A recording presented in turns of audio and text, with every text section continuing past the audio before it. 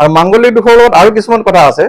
মাংগলিক যদিও সপ্তম অষ্টমত যদি মঙ্গল বহি থাকে, তাত যদি শুভ গ্ৰহৰ দৃষ্টি পৰে, শুভ গ্ৰহটো যদি যুৱ অৱস্থাত থাকে, তেতিয়া কিন্তু কেঞ্চেলেশ্যন অফ মাংগলিক দুখ, মাংগলিক দুখটো তেতিয়া প্ৰবল বিস্তাৰ কৰিব নোৱাৰে। তেতিয়া মাংগলিক শ্ৰী অৰ্ণৱৰঞ্জন শৰ্মা, মোৰ ঘৰ গোলাঘাট জিলাৰ সৰুপথাৰত ঘৰ। আমাৰ এখন সমষ্টি হয় সৰুপথাৰ সমষ্টি। মই জ্যোতিষৰ লগত আজি 2005 চনৰ পৰা জ্যোতিষৰ লগত জড়িত হৈ আছো। এতিয়াও মই জ্যোতিষৰ কামখিনি কৰোঁ, খালি সময় মিলাই মই পাৰ্ট টাইম কৰোঁ। আৰু এনে মই এখন স্কুলত শিক্ষকতা কৰি আছো। আপোনাৰ ওচৰলৈ কেনে ধৰণৰ সমস্যা লৈ মানুহবোৰ আহে? মোৰ ওচৰত সমস্যা বুলিবলৈ ক'লে বিভিন্ন ধৰণৰ, এতিয়া সৰু সৰু ল'ৰা ছোৱালীৰ বিদ্যা শিক্ষা, সকলো গাৰ্জেনবোৰ আহে। বিভিন্ন ধৰণৰ গাৰ্জেন পাওঁ জীৱনত। আহি ল'ৰা ছোৱালীৰ শিক্ষাত মন কেলে নবহে, কিয় নবহে, এনেকুৱা ধৰণৰ কথালৈ কিছুমান আহে। বিয়া বাৰু সংক্ৰান্তীয় কথাত আহে যে যৌতুকটো মিলাব লাগে। এই যৌতুকটোত বিবাহখন দুই পক্ষৰ যেতিয়া বিয়া পতা হয়, দুই পক্ষৰ কুণ্ডলী মেচিং কৰা কাম থাকেতো। গতিকে সেই কামখিনি যেতিয়া চোৱা মেলা হয় আৰু সেই কামখিনি চাই তাৰ যদি দেখা যায় মেক্সিঙত মিলি গৈছে, তেতিয়া তাৰ বিয়াখন পাৰি দুই পক্ষৰ। আৰু যদি নোৱাৰিলেও যদি পাৰা কিয় ব্যৱস্থা আছে নেকি, এষ্ট্ৰলজিকেলি বা জ্যোতিষীয় বিধান মতে যি ধৰণে কৰিব পাৰি সেই কামবোৰ প্ৰতিকাৰ দিয়া হয়। আমি যেনেকে বিষয়বস্তু, আমি সায়েন্সৰ, আৰ্টছৰ, কমাৰ্চৰ, তাৰ মাজত কিছুমান বিষয়বস্তু থাকে, এনেকে জ্যোতিষৰ ভিতৰত কি কি বিষয়বস্তু সোমাই থাকে? জ্যোতিষৰ বিষয় জ্যোতিষ হ'ল এটা সামুদ্ৰিক বিদ্যা, এটা সাগৰ হয়। ইয়াৰ মানে পাৰ ইপাৰ বুলিবলৈ নাই। জ্যোতিষ বস্তুটো মানে শিকি শেষ কৰিব নোৱাৰি। সদায় নতুন নতুন নিতৌ কথা, বহুত কথা শিকিবলৈ আছে। আমি বিভিন্ন ধৰণৰ কনফাৰেঞ্চ কৰিছো, বহুত ঠাই গৈছো, ঘূৰিছো মেলিছো। জ্যোতিষত বিভিন্ন ধৰণৰ আলোচনা হয়। যিহেতু সামুদ্ৰিক বিদ্যা, ইয়াৰ শিকিবলগীয়া বস্তু বহুত আছে। এতিয়া সাধাৰণভাৱে ক'বলৈ গ'লে জ্যোতিষত আমি সচৰাচৰ কেইটামান বিষয়, আমি হস্তৰেখা এটা জ্যোতিষৰ পাৰ্ট হয়। আমি হস্তৰেখা মতেও জ্যোতিষৰ বিচাৰ, কাৰোবাৰ কুণ্ডলী নাই, টাইম ডেট এণ্ড প্লেচটো যেতিয়া দিয়া হয়, তেতিয়া এটা নৱজাতকৰ বা জাতিকাৰ কুণ্ডলীখন বনোৱা হয়। পাক্কা সময়খিনি যদি পোৱা যায়, আৰু যদি পোৱা নাযায় তেতিয়া কি কৰা হ'ব, তেতিয়া আমি হস্তৰেখা চাই বা বিভিন্ন ধৰণৰ আমাৰ মানুহৰ কপালৰ কিছুমান ৰেখা চাই, তেনেকৈ বিভিন্ন ধৰণৰ হিচাপ কেলকুলেশ্যন আছে। সেই কেলকুলেশ্যনবোৰ, আৰু জ্যোতিষৰ বহুত পাৰ্ট আছে। জ্যোতিষৰ যেনে আপোনাৰ হিলিং আছে, জ্যোতিষৰ আৰু আমাৰ লছুগীত বুলি এটা পদ্ধতি আছে, নিউমাৰলজি আছে। লছুগীত পদ্ধতিটো কেনেকুৱা ধৰণৰ? লছুগীত পদ্ধতিটো আচলতে এটা মানুহৰ যিটো জন্মৰ যিটো তাৰিখ থাকে, সেই তাৰিখটোৰ মতে তাৰমানে সংখ্যাবোৰ নিৰ্ধাৰণ কৰি তাৰ হিচাপটো উলিওৱা হয়, মূল্যাংক। তাৰ হিচাপটো অভাৰৰ ৰিজাল্টেণ্টটো উলিওৱা হয়, কোনটো সংখ্যাত কোনটো কি হ'ব। গতিকে সেই সংখ্যা মতে যদি গ্ৰহবোৰৰ লগত মেটচিং হৈছে, বা গ্ৰহবোৰৰ লগত যদি তাৰ সুবিধাটো আছে, বা কোনোবা গ্ৰহৰ যদি মিচিং হৈছে নাম্বাৰটো, নহ'লে সেই মিচিং নম্বৰটোৰ প্ৰতিকাৰ কি কৰিব লাগিব, গ্ৰহটো কেনেকে বেলেঞ্চত আনিব লাগিব, সেই কথাবোৰ লছুগীতত কোৱা হয়। কিন্তু মেইন বস্তুটো আমাৰ জ্যোতিষৰ যিটো নৱজাতকৰ কুণ্ডলী, আমি যিখিনি টাইম ডেট এণ্ড প্লেচ লৈ বনাওঁ, সেই বস্তুখিনিহে আমাৰ আচলতে বৰ গুৰুত্বপূৰ্ণ, ক্ৰাইম ডিটছ। আৰু সেই বস্তুখিনি আচলতে আমি বিচাৰ বিবেচনা বিশ্লেষণ কৰি, পুংখানুপুংখ বিশ্লেষণ কৰি পেলাই আমি জ্যোতিষৰ কামখিনি ৰাইজক আগুৱাই নিয়াত সহায় কৰোঁ। হয়, আপুনি প্ৰথমে ক'লে আপুনি এগৰাকী শিক্ষক হয়, বিজ্ঞান পঢ়ায়, আৰু জ্যোতিষ শাস্ত্ৰৰ মানে সেইখিনি পাৰ্ট টাইম কাম হিচাপে কৰে। গতিকে এই বিজ্ঞান আৰু জ্যোতিষ বিষয়বস্তু দুটাৰ মিল আৰু অমিল কোনখিনিত আপোনাৰ মতে? একচুৱেলি বিজ্ঞানত আমি ফিজিক্স যেতিয়া পঢ়িছিলোঁ, বিজ্ঞানত জ্যোতিষ, ফিজিক্সটো ফিজিক্স আৰু এইটো এষ্ট্ৰ'। গতিকে আমাৰ জ্যোতিষৰ লগত বিজ্ঞানৰ মিল এটা আছে। কাৰণ আমি এটা দেখিছোঁ, যেতিয়া আমি এতিয়া পাথৰৰ কথা এটালৈ যদি আহোঁ, আমি পাথৰবোৰ কেলে পৰিধান কৰিব লাগে, কিয় পৰিধান, কিছুমানে পাথৰ পৰিধান নকৰে, কিছুমানে কৰে।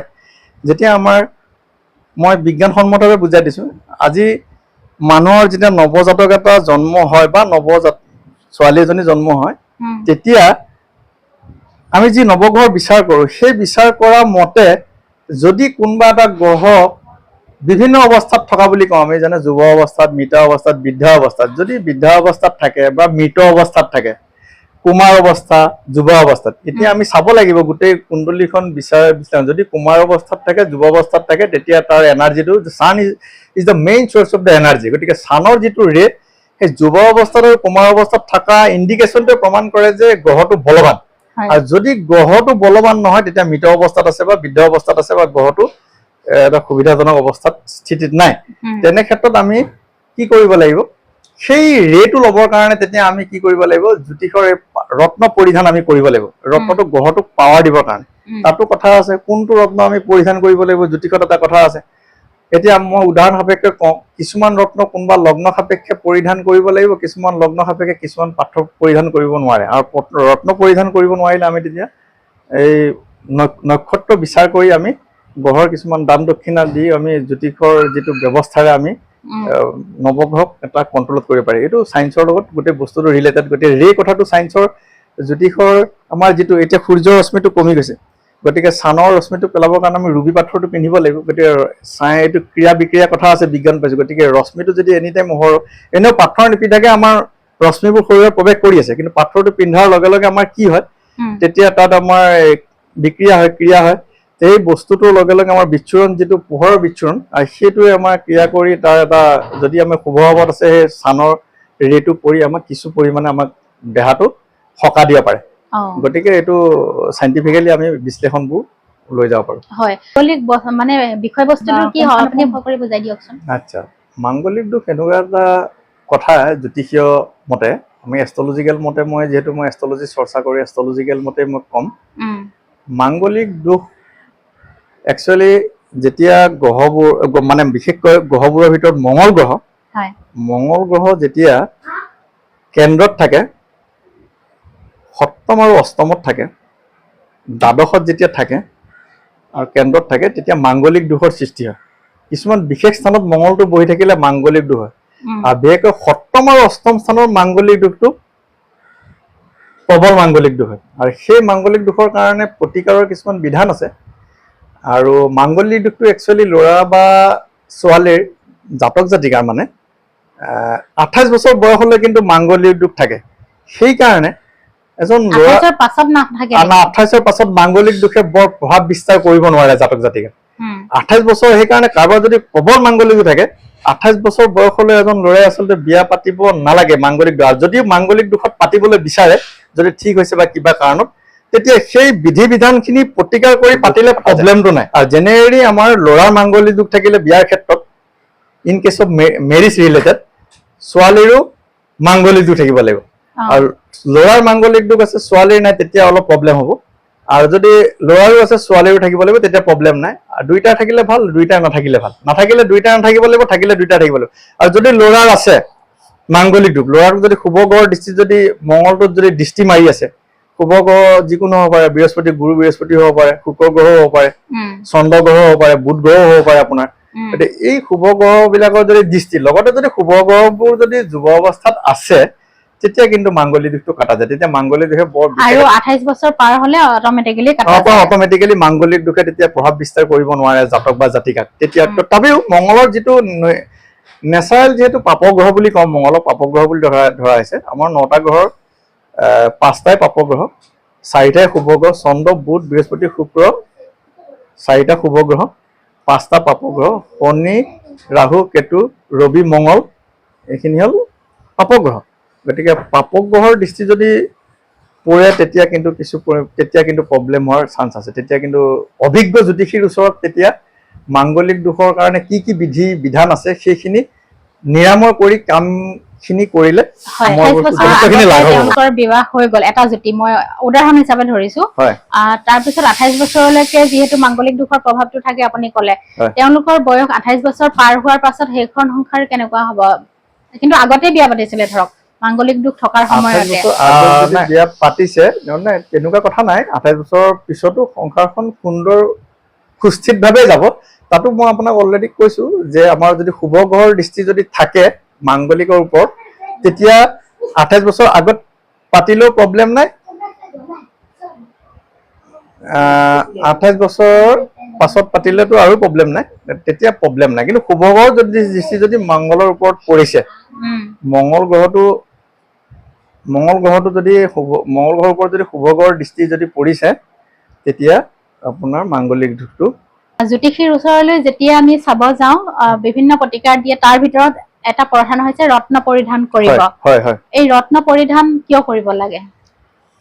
একচুৱেলি ৰত্ন পৰিধান এই কাৰণেই কৰিব লাগে, মই আপোনাক এটা উদাহৰণ সহ মই বুজাই দিম। ৰত্ন পৰিধান কৰাৰ কথাটো হ'ল, মই এটা মেঘ লগ্ন সাপেক্ষে কৈছো আপোনাক।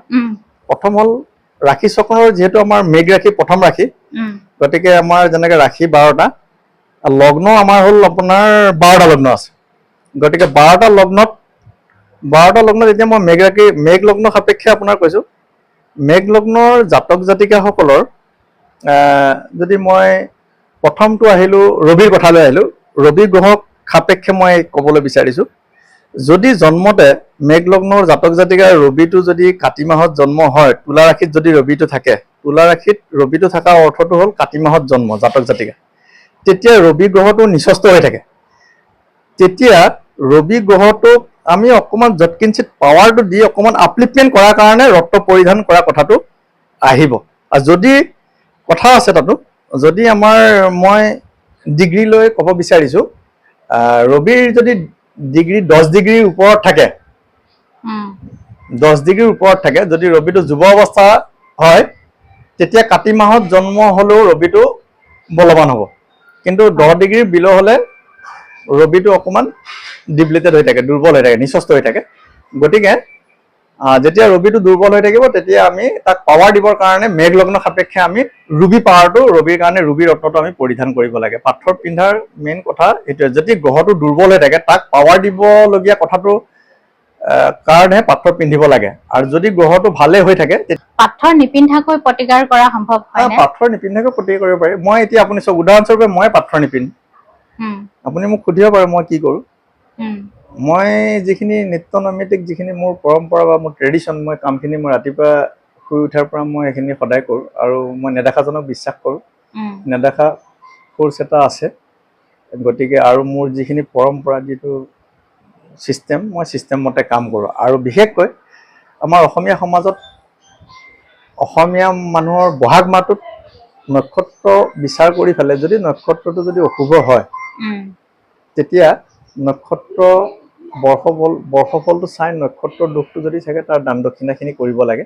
আৰু যদি পাথৰ পিন্ধিবলৈ যদি নিবিচাৰে, তেতিয়া পাথৰ নিপিন্ধা মানুহখিনিৰ কাৰণে গ্ৰহখিনিৰ টেণ্ডেঞ্চিটো চাই পেলাই, কোনটো গ্ৰহ কিমান পজিশ্যনত আছে, কি অৱস্থাত আছে, তাৰ কাৰণে কিছুমান যজ্ঞ আছে।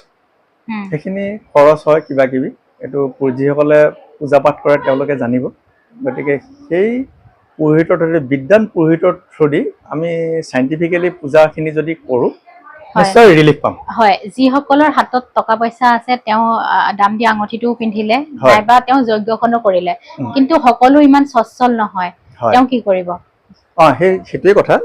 সচ্ছল যিখিনি নহয়, সচ্ছল নোহোৱা মানুহখিনি সাপেক্ষে আমাৰ তেওঁলোকে, মই অলৰেডি কৈছোঁ যে তেওঁলোকে সেই মন্দিৰত বা যাগযজ্ঞ যদি কৰিব পৰা নাই, অলপ ভগৱানক উপাসনা কৰক। আৰু অলপতো কিছু অলপ পাৰিব, দান দক্ষিণাখিনি পাৰিব। যেনেকৈ শনিৰ আমি কি কওঁ, তিল তেলৰ চাকি জ্বলাব লাগে শনিবাৰে আহঁত গছৰ তলত। তিল তেলৰ এনেই শনিবাৰে জ্বলালেও নহ'ব, তাতো কথা আছে। অতি মিত্ৰ নক্ষত্ৰ হ'ব লাগিব, আৰু সন্ধ্যা কোনখিনি সময়ত তাৰ যোগ ক্ষণটো থাকিব লাগিব। সেইখিনি সময়ৰ ভিতৰত যদি আপোনাৰ চাকি বাতি জ্বলায়, বিশেষকৈ শনিয়ে তিলটো বিৰাট ভাল পায়। সেইকাৰণে শনিৰ কাৰণে তিল তেল চাকি, যদি শনিটো যদি অশুভ হৈ আছে, তেতিয়া 8টা তিলৰ তেলৰ চাকি আহঁত গছৰ তলত জ্বলাই দিলে, শনি দেৱতাক সংকল্প কৰি প্ৰে কৰি পেলাই, মই ভাবোঁ যথেষ্টখিনি শনি গ্ৰহৰ দুখখিনি ৰিলিফ পাব, খাম কাটিব। মন্ত্ৰ উচ্চাৰণ জ্যোতিষত কিমান দূৰ ফলপ্ৰসূ? মন্ত্ৰ উচ্চাৰণটো যথেষ্টখিনি ফলপ্ৰসূ, কাৰণ মন্ত্ৰ উচ্চাৰণটো আমি ৰাতিপুৱা শুই উঠি ওম শব্দটো কৰাৰ লগে লগে এইটো বৰ্মনাত আমি যথেষ্টখিনি তাৰ এটা নিজে মই কৰোঁ, আৰু নিজে মই ল'ৰা ছোৱালীকো কৰাওঁ।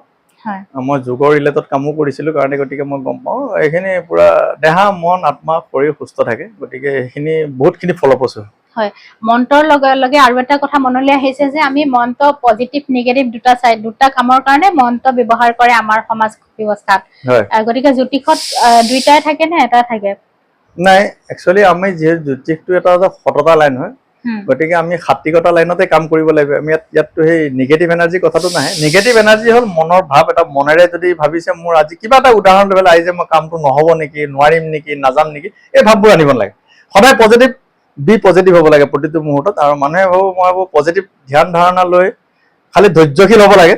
পজিটিভ ধ্যান ধাৰণালৈ কাম কৰিব লাগে, মানুহে নিশ্চয় ছাকচেছ হ'ব। আৰু জ্যোতিষ বস্তুটো গতিকে পুৰা চাইণ্টিফিকেলি, গতিকে বিজ্ঞানসন্মতভাৱে বস্তু, আৰু যিকোনো মানুহৰ কামবোৰ আল্টিমেটলি এষ্ট্ৰলজিকেল মতেই হয়। মূৰত কাৰোবাৰ দেৰি হয়, কাৰোবাৰ সোনকাল হয়, কিন্তু সময়ৰ কাম। তাৰ মাজতো যে আৰু এটা কথা আহি যায়, এই বান্ধ মাৰি থৈছিলে, বান্ধি থৈছিলে, সেইটো কাৰণে হোৱা নাই, এনেধৰণৰ কথাবোৰ জ্যোতিষে কি কয়?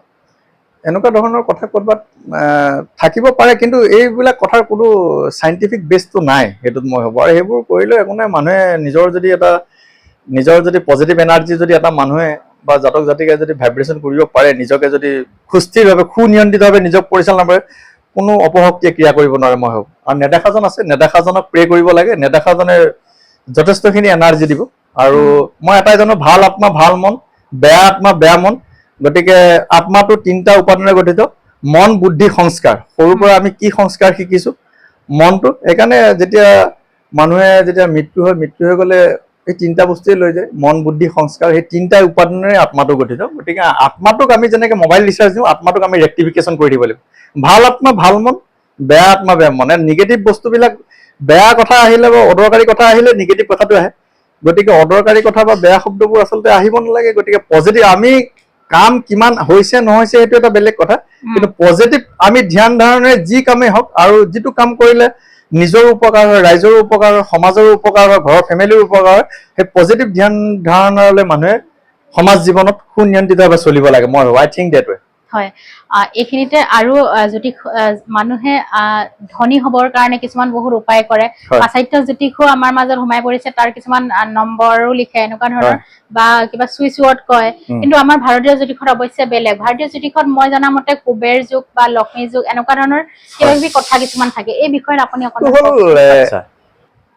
এটা জ্যোতিষত বৰ শুভ যুগ আপোনাৰ, জাতক বা জাতিকাসকলক মানুহৰ এটা নিৰ্দিষ্ট সময় যোৱাৰ পিছত আপোনাৰ যথেষ্টখিনি ধনী মানি সুন্দৰ জীৱন যাপন কঢ়িয়াই নিয়াত সহায় কৰে। আৰু কিছুমান জাতক জাতিকাৰ কুণ্ডলীত দেখা যায় মানে প্ৰবল কুবেৰ যুগ আছে। এতিয়া মই যদি উদাহৰণ সাপেক্ষে এটা লগ্ন লৈ লওঁ, আপোনাৰ উদাহৰণ হিচাপে মিথুন লগ্ন। মিথুন লগ্নৰ জাতক জাতিকাৰ যদি দ্বিতীয় স্থানত যদি আপোনাৰ বৃহস্পতি গ্ৰহ থাকে, আৰু আপোনাৰ ষষ্ঠ স্থানত যদি শনি থাকে, একাদশ স্থানত যদি মঙ্গল থাকে, বা অন্যান্য কিবা কিবি গ্ৰহ থাকে, তেতিয়া কিন্তু প্ৰবল কুবেৰ যুগ। আৰু কুবেৰ যুগ হ'বৰ কাৰণে আপোনাৰ দ্বিতীয়, ষষ্ঠ, একাদশত শক্তিশালী গ্ৰহ যদি বহি থাকে, সেইটো প্ৰবল কুবেৰ যুগৰ সৃষ্টি। আৰু কুবেৰ যুগে জাতক জাতিকাক বহুত ওপৰলৈ বিভিন্ন ধৰণৰ, আপুনি কিছুমান চাব, মই বহুত কুণ্ডলীত চাইছোঁ, দেখা পাইছোঁ, সমাজ জীৱনত মই দেখিছোঁ, কুবেৰ যুগৰ জাতক জাতিকাসকলে বিভিন্ন পদ প্ৰতিষ্ঠান আদিত উচ্চ পৰ্যায়ৰ পদবীধাৰী লোৱা দেখা গৈছে। গতিকে কুবেৰ যুগ এটা মানে বৰ মাহাত্বপূৰ্ণ জ্যোতিষত যুগ। আৰু লক্ষীনাৰায়ণ যুগটো আপুনি সুধিছে, লক্ষীনাৰায়ণ যুগ হ'ল আপোনাৰ বুধৰ কম্বিনেশ্যন। আমি জ্যোতিষত 9টা গ্ৰহ আছে, তাৰ 9টা গ্ৰহৰ ভিতৰত বুধ গ্ৰহটো আৰু শুক্ৰ গ্ৰহ, এই দুটা। বুধ গ্ৰহটোৰ ফাংচনটো কি? আমি বুধ গ্ৰহে জেনেৰেলি আপোনাৰ সচৰাচৰ কি দিয়ে? জ্ঞান, বুদ্ধি, বাক চাতুৰ্য, কথা কোৱা আৰ্ট, বিভিন্ন বাণিজ্যকাৰী মানুহ, ব্যৱসায়ী, উকিল, সাংবাদিক, এইবোৰ বুধে বনায়। টেকনলজিকেল লাইনত কাম কৰা মানুহ বুধৰ প্ৰভাৱ থাকিব লাগিব, কাৰণ বুধে কথা কোৱাৰ বাণীটো দিয়েতো। আৰু শুক্ৰই দিয়ে সুখ স্বাচ্ছন্দ্য, ফিল্ম ষ্টাৰবোৰ, এইবোৰ শুক্ৰৰ প্ৰভাৱান্বিত মানুহ। গতিকে শুক্ৰই জ্ঞান, কাব্য, প্ৰতিভা দিয়াৰ উপৰিও শুক্ৰই কিন্তু বিভিন্ন ক্ষেত্ৰত মানুহক আগুৱাই লৈ যায়। বিভিন্ন ধৰণৰ ধৰক আপুনি ভাল উদ্যোগপতি বনাই দিব পাৰে, ভাল প্ৰডিউচাৰ বা ভাল প্ৰযোজক, এইবোৰ বিভিন্ন ধৰণৰ শুক্ৰৰ প্ৰাধান্য থাকে। সেইটো এটা গুৰু হয়, আমি দৈত্যগুৰি কওঁ। দুইটাৰ কম্বিনেশ্যনটো যেতিয়া যিকোনো লগ্ন সাপেক্ষে, যেতিয়া যিকোনো লগ্ন, মেইনলি আপোনাৰ মই কেইটামান লগ্ন কৈছোঁ মেইনলি। এতিয়া আপোনাৰ ধৰি ললোঁ মিথুন লগ্ন। মিথুন লগ্ন অনুযায়ী যদি বুধ আৰু শুক্ৰটো যদি মিথুন লগ্নতে বহি থাকে, তেতিয়াতো প্ৰবল লক্ষীনাৰায়ণ যুগ। সেই লক্ষীনাৰায়ণ যুগে জাতক জাতিকাসকলক ধন সম্পদৰ অধিকাৰী কৰি তোলে। ধন সম্পদৰ অধিকাৰী ক'ব নোৱাৰাকৈ এটা ভাল পজিশ্যন লোৱাই দিব পাৰে সমাজ ব্যৱস্থাত এটা নিৰ্দিষ্ট সময় যোৱাৰ লগে লগে। কিন্তু জ্যোতিষত এটা কথা এটা আছে, বয়স সন্ধিক্ষণ অনুযায়ী মানুহৰ কৰ্মবোৰৰ ফল পাব বা পোৱা যায়। এতিয়া বয়স অনুযায়ী, এতিয়া সৰু শিশু অৱস্থাত এটা জাতক জাতিকাৰ কাৰণে যিটো দৰকাৰ সেইটোহে পাব জ্যোতিষীয় মতে। কুমাৰ অৱস্থাত বা যুৱ অৱস্থাত যিখিনি কৰা হয় পঢ়া শুনা শেষ কৰাৰ পিছত সেই কামখিনিত যদি কিবা কিবি কামৰ অন্বেষণত থাকে সেই কামবোৰত ছাকচেছ হ'ব। বৃদ্ধ বয়সত তেওঁলোকে যেনে ধৰণৰ যিখিনি দৰকাৰ হ'ব সেইখিনিয়ে জ্যোতিষীয় মতে কামবোৰ আহিব, কাৰণে বয়স লৈ কথা এটা আছে। গতিকে বয়স সন্দিক্ষণ সাপেক্ষে জ্যোতিষৰ কথাবোৰ গুৰুত্ব লাভ কৰে। হয়, এতিয়া এই যে আপুনি ক'লে কুবেৰ যুগ বা লক্ষ্মীনাৰায়ণ যুগ, এই এনেধৰণৰ সময়বোৰ প্ৰত্যেকজন ব্যক্তিৰ জীৱনলৈ আহে নে কিছুমান নিৰ্দিষ্ট ব্যক্তিৰ জীৱনলৈহে আহে? এই যুগবোৰ একচুৱেলি কিছুমানে জন্মতে কিছুমান লৈ আহে, কেতিয়াবা গ্ৰহবোৰ গোচৰতো কেতিয়াবা যুগটো পৰি যায়। এই যুগটো পৰি লৈ গ'লে যদি সেই চাব লাগিব আমাৰ এই আমাৰ বিশেষকৈ মিথুন লগ্ন বা তুলা লগ্ন বা মকৰ লগ্ন, কুম্ভ লগ্ন, এই লগ্নবিলাক যদি আমাৰ শক্তিশালী লগ্ন হয় বা এই লগ্নবোৰ যদি গ্ৰহৰ অৱস্থানটো যদি মই কোৱা ধৰণে যদি আপোনাৰ শুক্ৰ তুলা ৰাশিৰ ঘৰত থাকিলে আৰু বুধো তুলা ৰাশিৰ ঘৰত থাকিলে মকৰ লগ্ন মানুহ সাপেক্ষে, তেতিয়া কুবেৰ যুগ হৈ যাব। এতিয়া গ্ৰহৰ লগ্নলৈ কথা আছে, সকলো লগ্নৰ কাৰণে নহয়, বিশেষ কিছুমান লগ্নৰ কাৰণে কুবেৰ যুগটো এপ্লিকেবল হয়। এনে গোচৰত হয়তো কিছু পৰিমাণে কিঞ্চিত ফল পাব, কিন্তু প্ৰবল যিটো কুবেৰ যুগ সেইটো কিন্তু লগ্নলৈ কথা আছে। যিটো লগ্ন এতিয়া কন্যা লগ্ন, মিথুন লগ্ন, মকৰ লগ্ন, কুম্ভ লগ্ন, তুলা লগ্ন, বৃষ লগ্ন, এই মানুহখিনিৰ কাৰণে এই বুধ আৰু শুক্ৰৰ পজিশ্যনটো যদি শুভ যুগত পৰিছে আৰু আপোনাৰ যদি শুভগৰ দৃষ্টি পৰি গৈছে আৰু যদি গ্ৰহকেইটা যুৱ অৱস্থাত আছে বা কুমাৰ অৱস্থাত আছে, তেতিয়া প্ৰবল কুবেৰ যুগ হ'ব বা প্ৰবল লক্ষ্মীনাৰায়ণ যুগ হ'ব। আৰু সেই লক্ষ্মীনাৰায়ণ যুগ বা কুবেৰ যুগে জাতক জাতিকক বহুতখিনি সাফল্যমণ্ডিত কৰি তোলে। হয়, স্থান সলনি কৰে গ্ৰহে, এটা জেগাতে বহু সময় নাথাকে। গতিকে এই ধৰক কিমান সময় থাকে, ভালেই হওক বা বেয়াই হওক, সেই সময়ছোৱা নিৰ্দিষ্ট সময়ছোৱা এজন ব্যক্তিৰ জীৱনত কিমান সময় থাকে?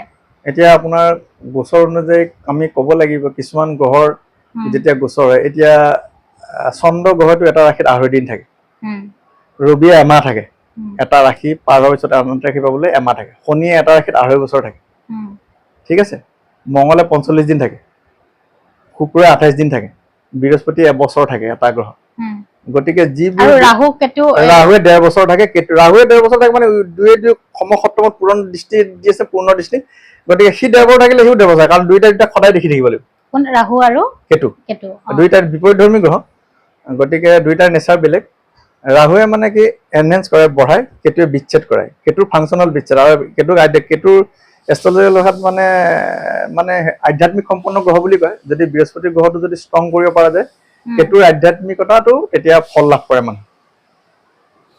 কেতু মানে এইটো কথা মই বুজি নাপালো, আপুনি যিটো ক'লে কেতুৰ আধ্যাত্মিকতাৰ কথা কি? কেতু এটা আধ্যাত্মিক সম্পন্ন গ্ৰহ। কেতুৰ প্ৰভাৱ লাভ কৰিবলৈ হলে আমি কেতু গ্ৰহক উপশম কৰিবৰ কাৰণে কেতুৰ ভাল প্ৰভাৱ লাভ কৰিবলৈ কেতুৰ ভাল প্ৰভাৱ লাভ কৰিবৰ কাৰণে আমি কেতুৰ কিছুমান বিধি বিধান সহকাৰে প্ৰতিকাৰ কৰিব লাগিব। মানে কেতু গ্ৰহৰ যদিও পাপ গ্ৰহত ধৰা হয় আৰু ভাল ফল সেই আল্টিমেটলি আধ্যাত্মিক সম্পন্ন গ্ৰহ। গতিকে বৃহস্পতি গ্ৰহটোক যদি আমি ষ্ট্ৰং কৰি দিওঁ, তেতিয়া কেতুৰ আধ্যাত্মিকতাটো বাঢ়ি যায়, এনহেন্স বাঢ়ি যায় এটা গ্ৰহৰ লগত আন এটা গ্ৰহ। কিন্তু ৰাহু নৈসৰ্গিক পাপ গ্ৰহ, কেতুকো পাপ গ্ৰহে ধৰা যায়, কিন্তু হ'লেও কেতুৰ এটা আধ্যাত্মিক নেচাৰ এটাও আছেতো, কেতুৱে আল্টিমেটলি ভাল কৰে। কেতুৰ প্ৰভাৱতো এতিয়া আপুনি চাব, মই এতিয়া কি বুলি ক'ম, বিশ্ব বুলিয়ে ক'লো, ভাৰতবৰ্ষ বুলি যদিয়ে কয় আৰু, কেতু যদি যাৰ শুভ অৱস্থাত থাকে বা শুভগৰ দৃষ্টি থাকে, সেইটো ক্লাছ 1 এষ্ট্ৰলজাৰ হৈ যাব পাৰে। কেতুৱে এজন ভাল জ্যোতিষী বনে। হয়। আৰু আপুনি যিটো কথা এইমাত্ৰ ক'লে যে তেনেদৰে সেই গ্ৰহৰ গতি চাই বা এষ্ট্ৰলজি চাইও ব্যক্তিজনে কোনটো বিষয়বস্তুক তেওঁ কেৰিয়াৰ হিচাপে নিৰ্বাচন কৰি ল'ব পাৰিব, এইটো ক'ব পাৰি? এইটো সৰুতে পাৰে নে সময়ে সময়ে সলনি হৈ যায়? গ্ৰহৰ অৱস্থান সলনি হোৱাৰ লগে লগে সেই জন্মচক্ৰৰ কুণ্ডলীখন চাই পেলাই আৰু নক্ষত্ৰফল বিচাৰটো পুংখানুপুংখভাৱে বিশ্লেষণ কৰি পেলাই সেইটো আপোনাৰ গোটেই ডিটেইলছটো উলিয়াই ল'ব পাৰি। আৰু গ্ৰহবোৰৰ মই যিখিনি আপোনাক অলপ আগতে ক'লো যে গ্ৰহবোৰৰ কি কি অৱস্থাত থাকে, প্ৰথমে হ'ল গ্ৰহবোৰৰ যুৱ অৱস্থাত আছে নে, কুমাৰ অৱস্থাত আছে নে, বৃদ্ধা অৱস্থাত আছে নে, মৃত অৱস্থাত আছে নে, এই গোটেই কথাখিনি ৰুকি চাব লাগিব। নক্ষত্ৰ মতে চাব লাগিব, নক্ষত্ৰ মতে কোনটো জন্ম নক্ষত্ৰ কোনটো, বিপদ নক্ষত্ৰ কোনটো, সম্পদ নক্ষত্ৰ কোনটো, ক্ষাম নক্ষত্ৰ কোনটো, বধধাৰা কোনটো, মিত্ৰ নক্ষত্ৰ কোনটো, অতিমিত্ৰ নক্ষত্ৰ কোনটো। এতিয়া আমি দান দিলে কোন নক্ষত্ৰত দান দিব লাগিব সেইটো জ্যোতিষত বিধান আছে। চব নক্ষত্ৰ, এতিয়া বধ নক্ষত্ৰত দান দিলে এইটো নাপাৰিব নহয়। যিটো বস্তু দান দিলে বা আপুনি কিবা এটা হেৰি কৰিলে সেইটো অতিমিত্ৰ নক্ষত্ৰত দিব লাগিব, যিটো গ্ৰহ সাপেক্ষে কৰিছে সেই গ্ৰহটোৰ বাৰ সাপেক্ষে কৰিলে, অতিমিত্ৰ নক্ষত্ৰ আৰু মতে কৰিলে তাৰ সুফল নিশ্চয় লাভ কৰিব। আৰু মানুহে লাভ কৰিছেও আৰু মানে ভাল ফল লাভ কৰে। হয়, এতিয়া আপোনাৰ লগত যোগাযোগ কৰিবলৈ কেনেদৰে মানুহে যোগাযোগ কৰিব পাৰিব? আপোনাৰ চেম্বাৰ বা ক'ত বহে আপুনি? মই চেম্বাৰ বুলিবলৈ ক'লে মোৰ য'ত নিজৰ জেগা গোলাঘাটৰ সৰুপথাৰ, তাতে মোৰ ঘৰতে চোৱা চিতা কৰোঁ। আৰু বিশেষকৈ মোৰ ৰাতিপুৱা 9টাত স্কুল হয়, 3টাৰ আগত ছুটি হয়, গতিকে পিছবেলা মই 4টাৰ পৰা 7টালৈ 3 ঘণ্টা চাওঁ। বিশেষকৈ মই সপ্তাহত 3 দিনে মই চাওঁ। হয়, আপোনাৰ সেইখিনি স্থানীয় মানুহসকলৰ কাৰণে সুবিধাজনক। অন্য ব্যক্তিয়ে আপোনাক বিচাৰিলে কেনেদৰে পাব? অন্য ব্যক্তি বিচাৰিলে মোৰ নিজৰ মোবাইল নম্বৰ আছে, হোৱাটছআপ নম্বৰ আছে। হয়, তাৰমানে আপোনাৰ ওচৰলৈ যাব লাগিব নে অনলাইন পদ্ধতিৰেও আপুনি চোৱা চিতা কৰে? মই অনলাইন পদ্ধতিৰে তেনেকে ইমান চোৱা নাই, দৰকাৰ হ'লে মই অনলাইন পদ্ধতিৰে চোৱা চিতা ব্যৱস্থাটো কৰিম। আমাৰ এজোপা গছৰ গুৰিত পানী দিলে যেনেদৰে গোটেই গছজোপালে হৈ যায়, তেনেদৰে জ্যোতিষাস্ত্ৰত কোনটো গ্ৰহক পূজা কৰিলে গোটেইখিনি গ্ৰহ সন্তুষ্ট হৈ থাকিব পাৰে, এনেকুৱা কিবা আছে নেকি? নাই, একচুৱেলি জ্যোতিষ চব গ্ৰহৰে নিজৰ নিজৰ এটা ফাংচন থাকে। এতিয়া মই উদাহৰণ হিচাপে আপোনাক মই ক'লে, আপুনি বৰ ধুনীয়া প্ৰশ্ন সুধিছে। আপোনাৰ প্ৰশ্নখিনি কৰি মই সঁচাকে অভিভূত হৈছো। আপুনি সুন্দৰ প্ৰশ্ন কৰিছে। জ্যোতিষত মানে কি, যিহেতু মই আপোনাক জ্যোতিষৰ বিষয়ে যিহেতু টপিকটো আলোচনা কৰিছো, আপোনাক মই কৈছো গোটেইখিনি কথা মই আপোনাক সবিস্তাৰে বুজাই দিছো। জ্যোতিষ আমাৰ 9টা গ্ৰহ আছে। 1 নম্বৰ শনি, ৰাহু, কেতু, মঙ্গল, ৰবি, বুধ, শুক্ৰ, চন্দ্ৰ, বৃহস্পতি, 9টা গ্ৰহ। প্ৰথমে আপোনাক গোটেইখিনি কোৱাৰ আগতে মই গোটেই গ্ৰহখিনিৰ ফাংচনখিনি ক'ব লাগিব। এতিয়া বুধ গ্ৰহৰ পৰা আমি কি পাওঁ? বুধে জ্ঞান বুদ্ধিখিনি দিয়ে। শুক্ৰই মই অলৰেডি কৈছো আপোনাক, শুক্ৰই জ্ঞান, কাব্য, প্ৰতিভা, সংস্কৃতিবান মানুহ বনায়। বৃহস্পতিয়ে ধৰ্মগুৰু বনায়, শিক্ষক বনায়, প্ৰবক্তা বনায়, প্ৰফেচাৰ বনায়, জাষ্টিছ, ন্যায়াধীশ, উকিল, সাংবাদিক, বিভিন্ন ৰাজনৈতিক নেতাৰ পৰা আদি কৰি বিয়াগোম মানুহবোৰ বৃহস্পতিয়ে বনায়।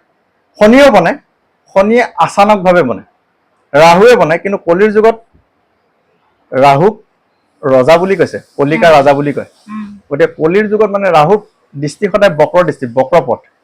শনি হ'ল ন্যায়াধীশ, শনিৰ নীতি হ'ল দণ্ডনীতি, ন্যায়াধীশ। গতিকে শনি যদি ডিচিপ্লিনত থাকে, ডিচিপ্লিনত থকা গ্ৰহৰ এটা মানুহ যদি সদায় ডিচিপ্লিনত থাকে, শনিয়ে তাক ডিচিপ্লিন সহকাৰে তাক ৰক্ষা ব্যৱস্থাটো কৰি থাকিব।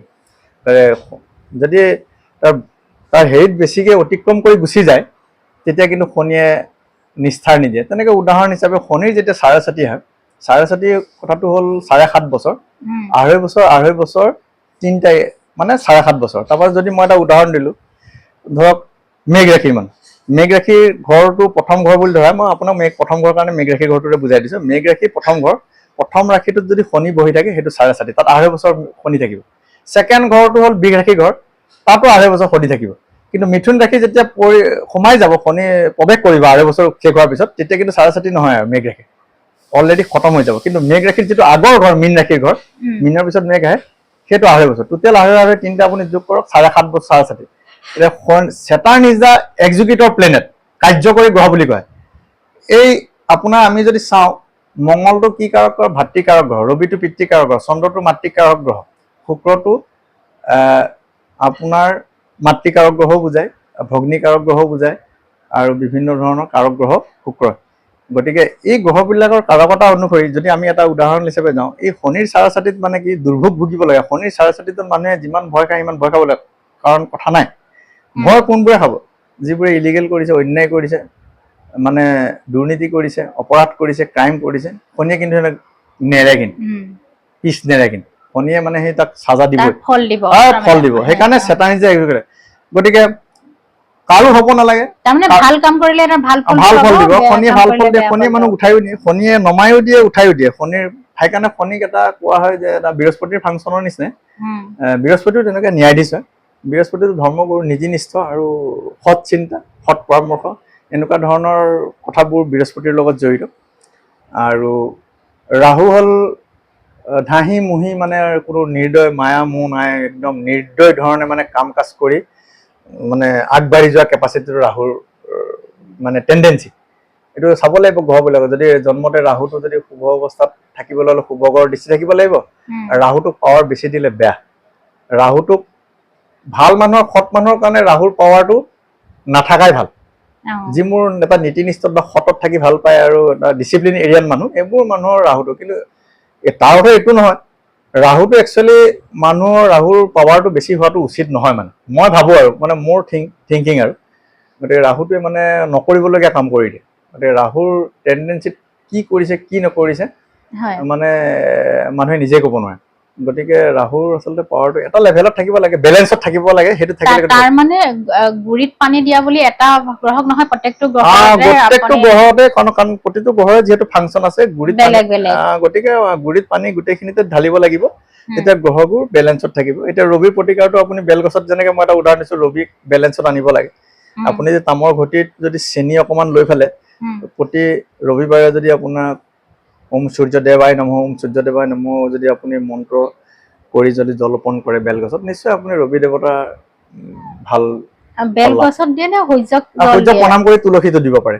বেলগছত দিলে ভাল ৰবিৰ কাৰণে ৰবি বেলগছত তুলসীত সদায় দিব লাগে তুলসীত দিব পাৰিলেও ভাল আপুনি যোনে যেনে ধৰণে কৰে কৰি থকাটো ভাল ৰবিৰ তেতিয়া খুব ভাল হয় গ্ৰহটো যদি অনুকূল অৱস্থা হয় যদি প্ৰতিকূল হৈছে অনুকূল হ'ব আৰু যদি জন্মৰ পৰা অনুকূল আছে তেতিয়াতো খুবেই ভাল জ্যোতিষ এটা শাস্ত্ৰ এটা বিজ্ঞান বা এটা সামুদ্ৰিক বিষয়বস্তু বহুত ডাঙৰ সকলোৱে অধ্যয়নৰ পাছতহে বিষয়বস্তুলৈ আহে বিশেষকৈ বৰ্তমানৰ সময়ত আগতে যদিও পুৰণা পুথি পাঁজিৰ পৰা বহুতে কিবা মানে চাই কৈছিলে কিন্তু তাৰ পাছতো বেলেগ এজন এষ্ট্ৰলজাৰ ওচৰলৈ গ'লে বেলেগ এটা ধৰণৰ প্ৰতিকাৰ বা প্ৰত্যেকে বেলেগ বেলেগ ধৰণৰ কিয় মন্তব্য কৰে নাই এতিয়া মই এজন জ্যোতিষী বেলেগ জ্যোতিষী এজনে কি ধৰণে কি প্ৰতিকাৰ দিছে মইতো নাজানো কিন্তু তেওঁৰ যিটো কাগজখন চাই তেওঁৰ প্ৰতিকাৰৰ বিধানটো মই চাব লাগিব তেতিয়া চালে মই গম পাম এতিয়া মই কোনো এজন জ্যোতিষীক মই নোচোৱা নেমেলাকে তেওঁৰ প্ৰতিকাৰটো মই নোচোৱা নেমেলাকে মই ক'ব নোৱাৰো যে মোৰ লগত মিলিছে নাই বা মই নিজকে ক'ব নোৱাৰো মই বহুত তাৰ মানে কি হয় আমি সাধাৰণতে এইটো কথা সচৰাচৰ আপুনিও হয়তো শুনিব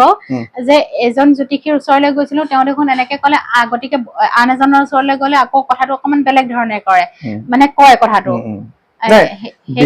বিধান যিখিনি দিব লাগে গ্ৰহটো প্ৰতিকূল হৈ থাকিলে সেই চিষ্টেমেটিকেলি যদি আপোনাৰ প্ৰতিকাৰটো কৰা হয় সেইটো জ্যোতিষীয় ৰিয়েল বিধান বুলি কোৱা হয় সেইটো যিকোনো জ্যোতিষীয়ে ভাল ধৰণে দিব কিন্তু মই ভাবোঁ জ্যোতিষীসকলে যিটো বিধান দিছে ধৰক তেওঁলোকে পুংখানুপুংখ বিচাৰ বিশ্লেষণ কৰিয়ে দিয়ে আৰু ভালকেই দিব গতিকে জ্যোতিষীসকলে মানে কি যেতিয়া চক্ৰটো চায় নৱজাতকৰ জাতক জাতিকাৰ বা যিকোনো ডাঙৰ মানুহৰ চাই মেলি গমেই পাই যায় যে গ্ৰহৰ পজিশ্যনটো ক'ত কেনেধৰণে আছে কিমান দৃষ্টি কাৰ পৰিছে কিবা অশুভ খন লৈ জন্ম হৈছে নেকি এই দুখবোৰ কাটিবৰ কাৰণে কি কৰিব লাগিব এই গোটেই বস্তুবোৰ যেতিয়া ৰুকি চাই আৰু আমাৰ জীৱনত এখন দুখন চাৰ্ট নাইতো কেইবাখনো চাৰ্ট আছে D1 D2 D10 যেনে আমি সচৰাচৰ এনে চন্দ্ৰ কুণ্ডলীৰ পৰা চাওঁ এইটো গোচৰৰ চাই নৱাংশ কুণ্ডলী বিয়া বাৰুৰ ক্ষেত্ৰত নৱাংশ কুণ্ডলী ৰাজনীতিৰ কথা হ'লে নৱাংশ কুণ্ডলীৰ পৰা চোৱা হয় ৰাজনীতিত বোলে কোনোবা মোৰ বহুত মানুহ আহে যে মোৰ ৰাজনৈতিক যুগটো আছে নাই মই ইলেকশ্যন খেলিম যে আপুনি চাই দিব লাগে আমি সাধাৰণ ব্যক্তি বুলি কৈছো আমি কিবা এটা অসুবিধা হলে জ্যোতিষীৰ ওচৰলৈ যাওঁ আমি তাৰ প্ৰতিকাৰটো বিচাৰো আৰু কিন্তু এনেকুৱা আমাৰ বহুত আছে জ্যোতিষীত তেওঁলোকে নিজে সমস্যাত ভুগি থাকে তেওঁলোকে প্ৰতিকাৰটো কি জ্যোতিষীয়ে নিজৰ প্ৰতিকাৰটো নিজে কৰিব নোৱাৰে নেকি বহুত জ্যোতিষী ব্যক্তিগত জীৱনত দেখিছো এনেকুৱা ধৰণৰ যিখিনি সমস্যা লৈ তেওঁলোকৰ ওচৰলৈ মানুহ যায় অলৰেডি সিহঁতে সেইখিনি সমস্যা তেওঁলোকে ভোগ কৰি আছে নাই কেতিয়াবা ক'ৰবাত দুই এজনৰ হয়তো থাকিব পাৰে সমস্যা আল্টিমেটলি এতিয়া মই জ্যোতিষী হ'লেও মই নিজৰ সমস্যাখিনি মই নিজে জানিলেও ধৰক মই এই ডক্তৰ এজনে আপুনি উদাহৰণ চাব ডক্তৰ এজনে তেওঁৰ নিজৰ বেমাৰটো এইটো চিৰাচৰিত কথা তেওঁ নিজৰ বেমাৰটো নিজে নাচায় আকৌ দেই এইটো কিন্তু কোনোবা এজন বিশেষ ডক্তৰৰ ওচৰতে দেখুৱায় ঠিক মই জ্যোতিষী হ'লেও মোৰ নিজৰ গুৰু আছে মই যাৰ ওচৰত শিক্ষা লৈছিলোঁ মই তেওঁকে দেখুৱাব লাগিব অবভিয়াছলি সেইটোৱে কথা কিন্তু মই জ্যোতিষ বস্তুটো চৰ্চা কৰিছোঁ মই শিকিছোঁ তথাপি মই আপোনাক এতিয়া কওঁ মই জ্যোতিষ বস্তুটো একোৱেই নাজানো মই এপাচি শাকত জালুক জানো যিখিনি জানো মই ৰাইজক উপকাৰ কৰি আছোঁ আৰু মই ভাবোঁ ভাগ্য আৰু কৰ্ম বুলি ক'লে মানুহৰ জীৱনত কৰ্মটো মেইন 100% কৰ্ম কোনেও কৰিব নোৱাৰে 100% ভাগ্য কাৰো নহয় 50% কৰ্ম কৰিবও দিগদাৰ 50% ভাগ্যলৈও নাহে মেইন হ'ল কৰ্মই কাৰণ জ্যোতিষ মানুহৰ কুণ্ডলীখন যে কয় মোৰ বেয়া মোৰ ভাল বেয়া কথা নহয় চবৰে জ্যোতিষৰ কুণ্ডলী চক্ৰটো চবৰে কিবা কিবি প্ৰব্লেম থাকিবই নিজৰ কৰ্ম বলত আগবাঢ়ি যায় কিন্তু কৰ্মটো মেইন আৰু কৰ্ম কৰাটো 3% লাখ এটাও জীৱনত যদি মানুহ আহে ডেট ইজ লাকি এনাফ মই ভাবোঁ আই থিংক ডেট ৱে মনোবিজ্ঞান এটা ডাঙৰ বিষয়বস্তু জ্যোতিষৰ লগত মনোবিজ্ঞানৰ কেনেদৰে সম্পৰ্ক বা জ্যোতিষীয়ে প্ৰথমে মনোবিজ্ঞানিক দৃষ্টিভংগীৰে মানুহজনক পৰীক্ষণ কৰি লয় নেকি তাৰ পাছত তেওঁ মানে প্ৰতিকাৰৰ কথা কয় নেকি এনেকুৱা ধৰণৰ কিবা মনোবিজ্ঞান এটা বেলেগ চেপ্টাৰ জ্যোতিষো এটা চেপ্টাৰ মানুহজনক মনটো চাইও গম পোৱা যায় কিন্তু মনোবিজ্ঞানৰ লগত সম্পৰ্ক আছে নোহোৱা নহয় কিন্তু মানুহৰ কিছুমান হেৰিত গম পোৱা যায় তেওঁৰ কিছুমান মানে লক্ষণত গম পোৱা যায় যে ই কেনে ধৰণৰ কি ধৰণৰ হৈছে সেই তেনেকুৱা এটা ভিত্তিত জ্যোতিষে এটা ধাৰণা কৰিব পাৰে যে ইয়াৰ কি গ্ৰহ তেতিয়া গ্ৰহৰ প্ৰব্লেম বিলাকৰ কাৰণে সেই লক্ষণবোৰ ফুটি উঠে আৰু সেই ফুটি উঠিবৰ কাৰণে সেই গ্ৰহবোৰৰ প্ৰতিকাৰটো লিখি দিয়া মতে সেইকাৰণে বিধি বিধান সহকাৰে তিথি বাৰ নক্ষত্ৰ চাই প্ৰতিকাৰখিনি কৰিব লাগে আৰু বিশেষকৈ মইতো অলৰেডি ৰত্ন পৰিধানৰ বিষয়ে ক'লো আপোনাক ৰত্ন পৰিধানটো যেতিয়া শুভ লগ্ন এটাৰ যদি গ্ৰহটো দুৰ্বল হৈ থাকে তাক পাৱাৰ দিয়াৰ কাৰণে ৰত্নটো পৰিধান কৰিব লাগে আৰু কিছুমান ক্ষেত্ৰত ৰত্ন কেতিয়াবা যদি কামখিনি চব হৈ গৈছে সুকলমে হৈ গৈছে গুৰুত্বপূৰ্ণ সামাজিক জীৱনত নিজৰ গুৰুত্বপূৰ্ণ কৰ্ম মই ভাবোঁ পাথৰটো সেইখিনি আৰু চিৰদিন নিপিন্ধাই ভাল পাথৰো এটা নিৰ্দিষ্ট সময়লৈ ক্ৰিয়া কৰি থাকে আৰু পাথৰ পিন্ধিলে যিটো লেবৰেটৰী টেষ্টিং চাইণ্টিফিকেলি যিটো পাথৰ পিন্ধিলে এনেকুৱা পাথৰ পিন্ধিলে যিটো পাথৰ পিন্ধিলে দেহা মন স্বাস্থ্য ঘৰৰ ফেমিলি সমাজখন নিজৰ পৰিয়াল নিজৰ সকলো ঠিক থাকে মাইণ্ডটো বেলেঞ্চত থাকে আৰু পাথৰ বেছি পিন্ধিব নালাগে এটা বা দুটা আৰু পাৰিলে এটা পিন্ধিব লাগে মই ভাবোঁ পাথৰটা যে এই নিৰ্দিষ্ট এটা গ্ৰহৰ প্ৰতিকাৰৰ কাৰণে পাথৰটো দিলে কিন্তু গ্ৰহেটো সলনি কৰে সময় স্থান সলনি কৰে গতিকে সেই নিৰ্দিষ্ট সময়ৰ পাছত সেই পাথৰটো কাম নাইকিয়া হৈ যায় পাথৰটো কামটো সদায় থাকিব পাথৰটো কাম নোহোৱা হৈ নাযায় কিন্তু নেচাৰেলি মানুহে যিটো এনাৰ্জি জন্মতে লৈ আহে সেইখিনিতো কাম কৰিবই তাৰমানে পাথৰটোৰ প্ৰয়োজনীয়তা শেষ হৈ যায় নেকি পাথৰটোৰ প্ৰয়োজনীয়তা সদায় থাকে কিন্তু পাথৰটো ইচ্ছা কৰিলে নিপিন্ধিবও পাৰে মই সেইটোৱে কৈছো আচলতে গোটেই এতিয়া আপোনাৰ এতিয়া কৰ্কট লগ্নৰ মানুহৰ সাপেক্ষে কৰ্কট লগ্নৰ মানুহৰ কাৰণে মুক্তাটো মুনষ্টনটো পিন্ধিব পাৰে গুডভাৱে যদি মই নিপিন্ধিলেও হ'ব মোৰ যদি চব ঠিকে থাকে দেখি আছো কুণ্ডলীখন মই বিশ্লেষণ কৰা দি কৈছো বিশ্লেষণ কৰি যদি দেখিছে যে মোৰ ঘৰৰ পজিশ্যনবোৰ ঠিকে আছে নিপিন্ধিলেও হ'ব কিন্তু পিন্ধি থাকিলে কোনো প্ৰব্লেম নাই পিন্ধি থাকিব পাৰে